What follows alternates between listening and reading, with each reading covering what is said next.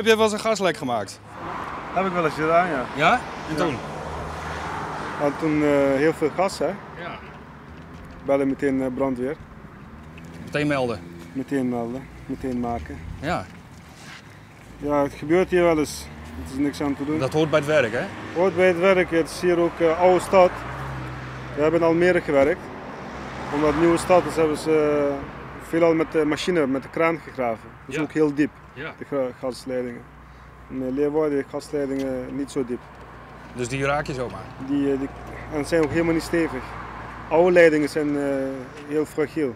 Ja, ja. De nieuwe kun je nog een beetje tegenaan zetten. En dan hoeft hij nog niet meteen kapot te gaan. Maar die oude hoef je hem even tegenaan te zetten en dan barst hij al. Dus dat is wat er gebeurd is bij je collega's en bij jezelf? Nee, die collega's waren het laatst grote gasleiding. Nee, dat was met een raket gebeurd. Dat is met een raket gebeurd, zeg je? Wat is dat? Dat is een 1 meter lange stoel, zeg maar. Die gaat op compressor. En dan schiet je onder de tuin door, tot de muur. En dan haal je hem weer terug. En dan daar trek je dan de kabel doorheen, door die gaatje wat hij gemaakt heeft. En daarbij is toen de gasleiding geraakt? En als je niet oplet, moet je eerst op de tekeningen kijken waar de gasleidingen lopen. Hebben die jongens volgens mij niet gedaan. Dat was een andere ploeg. Dat was de gasleiding geraakt. Dus er valt sommige collega's wel iets te verwijten? Je kunt soms beter opletten, ja. Dat is te voorkomen. Ja. Maar kleine leidingen, dat kan gebeuren. Je graaft met de machine. En soms dan kom je stenen tegen, boomstammen kom je tegen. En dan weet je waar je tegenaan zit.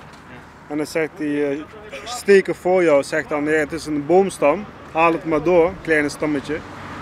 En dan haal je door en daaronder zit de gasleiding en die krijg je dan ook mee kapot. Dus het hoort gewoon bij het werk? Het hoort er bij het werk. Het gebeurt niet zo heel veel als je nagaat hoeveel straten je graaft. 1 keer in de zoveel tijd gebeurt er wel eens. Maar ja, als het gas lekt, dan moet het gemeld worden? Ja, dat is sowieso. En als je het niet meldt, dan ben je fout?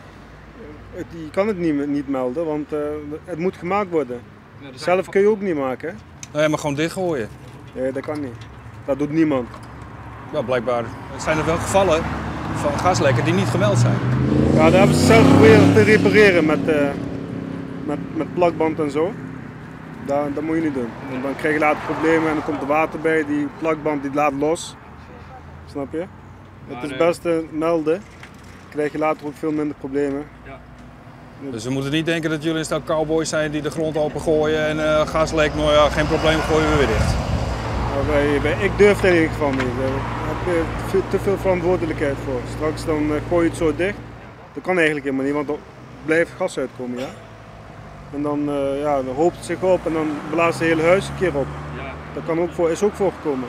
En dat wil je niet op je geweten natuurlijk? Nee, natuurlijk niet. Maar geldt dat voor al je collega's? Er zijn hier een stuk of 30 ploegjes. Wij zijn er 1 van. En bij ons is dat niet zo. Wij letten er wel op. Ja. Ik bedoel, moet aangemeld worden. Het is wel een beetje schade, het moet wel betaald worden. Maar vergeleken met wat later kan gebeuren, is niet zoveel. Weer te melden. Dus we hoeven niet allemaal bang te wezen hier in de stad dat de boel op ontploffen staat? Wel nee. Nee, die mensen zijn zich wel bewust hoor, van de verantwoordelijkheid. Die melden er ook meteen aan.